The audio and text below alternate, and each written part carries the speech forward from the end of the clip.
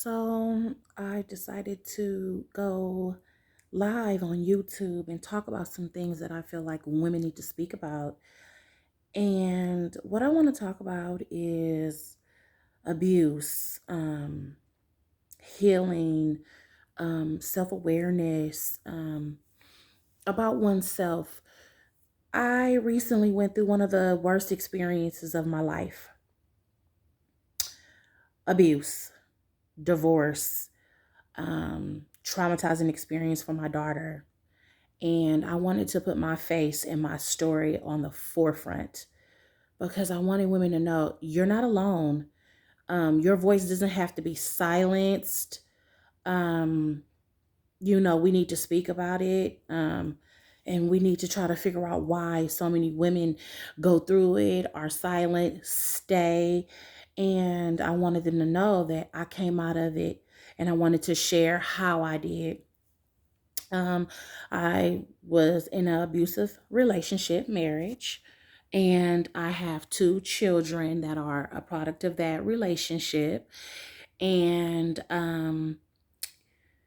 you know, when I had my first child with my ex husband, she was like 3 months, and he came home drunk and abused me with her in my arms. I had to call the police. He went to jail.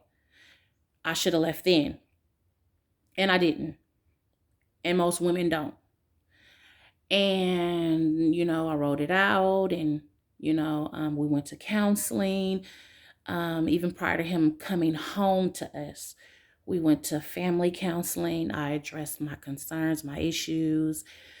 He listened. We had what I thought was a good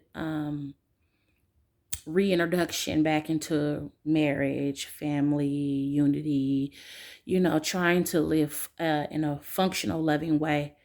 And it was all a mask. He has a prior history of abuse with other women. There has been other children that have been neglected.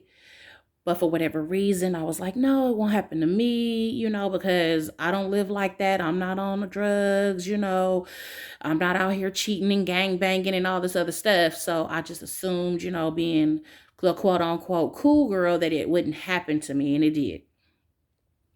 Because hurt people hurt people. He had a childhood of abuse, of neglect, foster care, just a host of different things that he did not heal within himself. And most people don't, especially men, because, society with Black men, they don't really push healing and therapy. And, it's okay to let it out. It's okay to talk. Our Black men, they go through a lot. And with me being kind of like in social work, dealing with foster care, false adopt children, children who have RADs, a host of different things, I was educationally aware of some of the things he had went through and how to handle it.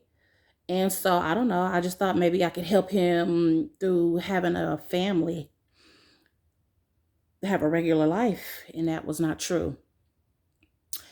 And he came into my life at a time where my grandmother had just passed, so I was grieving. And I was not all the way in the right spiritual space to make sound decisions on who to date and who not to date. When you're grieving, you're just looking for someone to love you and to pacify you and to get you through that. And I feel like that me not healing correctly, not grieving correctly, was like my downfall in selecting such a horrible experience and of my life. Moving forward, he gets out of prison and everything is good for 6 months. God blessed him with a good job. We got him a car, just everything that he could want it. He got out to us having a small little house. I know how to make things shake, so I know how to go from small to big, big to big. I know how to do all that.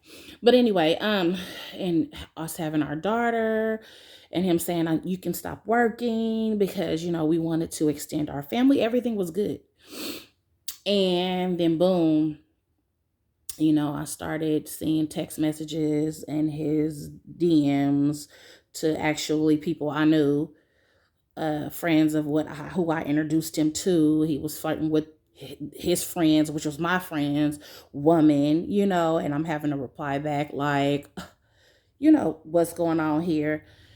And I knew, okay, the shenanigans began, but I ignored the red signs, or the what you guys call red flags. And then I got pregnant with my son, and he was playing. We were planning on having, extending our family and everything. And then my uncle passed. So here again, boom, I'm hit with grief. So I'm really not paying attention to everything that's going on in my home. And on top of that, I was extremely sick from the pregnancy. And, he started not coming home, and not coming home, turning to one day, turning to 2 days. And it just got really chaotic. And then when I started to ask questions, he got abusive, took me out to the movies, me and my daughter, for a family day, and his phone was ringing off the hook in the movie theater. And, and I questioned him, and he snaps on me and pulls my wig off and threatens to kill me and leave me in a field. And my daughter's in the back seat. And I'm like, okay, this has gone entirely too far. And I'm not going to subject her to this anymore. And I knew then something has to change, because it was scary for me. So I can only imagine how traumatizing it was for her. So he pulls up to a bank. He withdraws a bunch of money from our account. And I turn around and I look in the back seat. And I'm like, are you okay? She was 4 at the time. And she goes, no, you got to get rid of him. And I'm like, whoa. We get home. I call my mom. He says little words like, well, if I don't want him, don't keep the baby. And my mom's like, no, we're going to keep the baby. We're not getting rid of our babies because you no longer want a relationship, just acting all crazy and chaotic. Long story short, I figured out who he was cheating with. It was a coworker. And I'm just like, I don't have time for this. I got to get my son here safely. I gotta have a healthy pregnancy. I have to be a role model for my daughter. It's either him or us.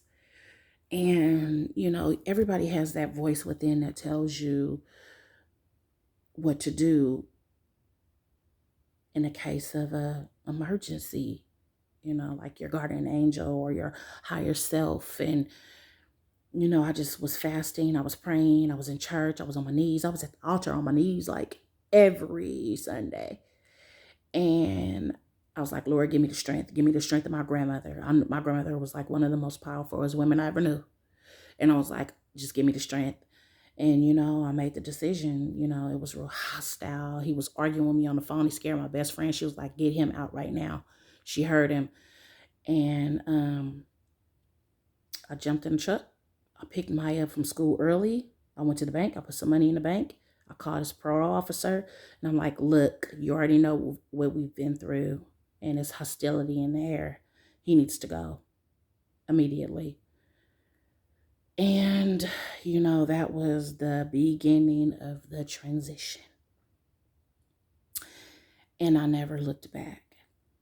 I chose me. I chose my children. I chose safety. I chose peace of mind. There was not going to be any more threats. There was not going to be any more punches. There was not going to be any more slaps. No, there wasn't going to be any more of that. Not to us, because I stood up for us. And I just want other women to know,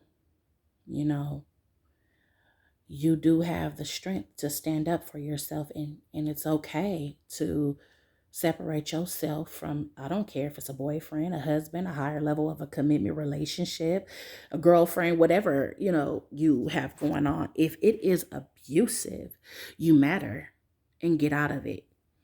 And I don't care what God you serve. I don't care if it's Jesus Christ or if it's Buddha, or if you don't even know God. Just know that your higher self, your guardian angels, your spirit guides, your ancestors, they're on your side. And you take it one step at a time.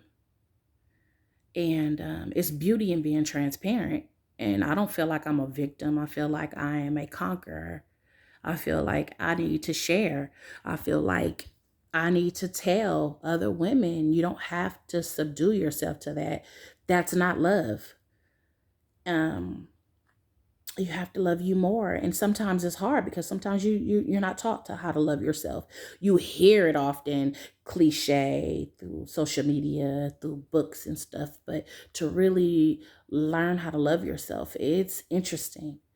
And I started this page because I'm going to show you all how.